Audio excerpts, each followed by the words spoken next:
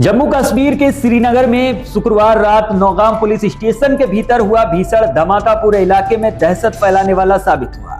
रात करीब 11 बजे हुए इस जोरदार ब्लास्ट में 10 लोगों की मौत और 32 लोग घायल होने की पुष्टि हुई है। घायल जवानों और कर्मचारियों का इलाज आर्मी बेस और सोरा अस्पताल में जारी है।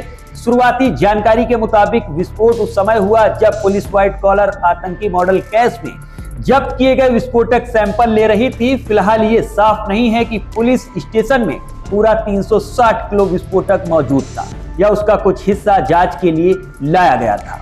घटना को लेकर जम्मू कश्मीर पुलिस के महानिदेशक नलिन प्रभात का कहना है कि शनिवार को श्रीनगर के नौगाम पुलिस स्टेशन के अंदर हुए धमाके को लेकर किसी भी तरह की अटकलें लगाना ठीक नहीं है।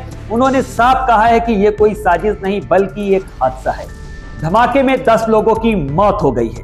पीसीआर श्रीनगर में प्रेस कॉन्फ्रेंस के दौरान डीजीपी का कहना है कि पुलिस ने बरामद विस्फोट सामग्री कश्मीर लाकर नौगाम पुलिस स्टेशन के खुले क्षेत्र में सुरक्षित रखा था। नियमों के अनुसार इस बरामद सामग्री के नमूने फोरेंसिक और रासायनिक जांच के लिए भेजे जाने थे।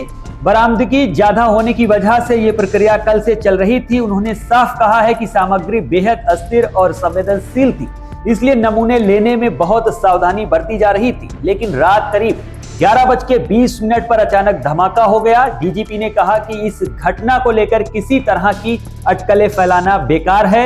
उन्होंने कहा कि इस घटना में 10 लोगों की मौत हो गई है, जिनमें एक राज्य जांच एजेंसी अधिकारी, 3 FSL सदस्य, 2 फोटोग्राफर और 2 राजस्व अधिकारी और 1 दर्जी शामिल है। उन्होंने आगे बताया कि इसके अलावा इस घटना में 27 पुलिसकर्मी, 2 राजस्व अधिकारी और आसपास के इलाकों के 3 नागरिक घायल हुए हैं।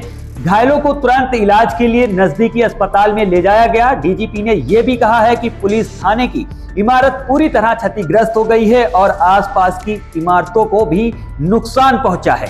उन्होंने कहा है कि दुर्भाग्यपूर्ण घटना के कारणों की जांच की जा रही है। उन्होंने कहा कि जम्मू कश्मीर पुलिस दुख की इस घड़ी में परिवारों के साथ खड़ी हुई है। फिलहाल इस घटना से क्षेत्र में दहशत फैल गई है।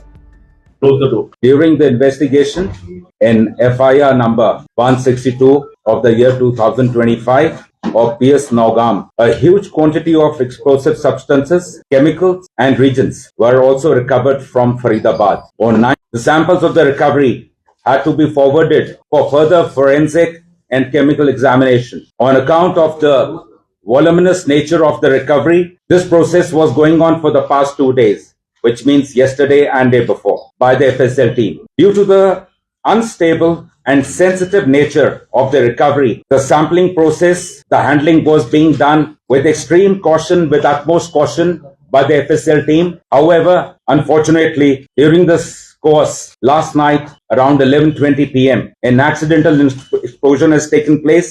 Any other speculation into the cause of this incident is unnecessary. In this unfortunate incident, 9 people have lost their lives, 1 personnel of SIA, 3 personnel of the FSL team, 2 crime photographers, 2 revenue officials who were basically part of the magistrates team, 1 tailor who was associated with the team. In addition, 27 police personnel, 2 revenue officials and 3 civilians from the adjacent areas have received injuries. The injured were immediately evacuated to the nearest hospital where they are being treated as we speak. The building of the police station has been very severely damaged and even the adjacent buildings have suffered. They have also been affected. The extent of this damage is being ascertained. The cause for this unfortunate incident is being inquired into. J&K police stands in solidarity with the families of the deceased in this hour of grief.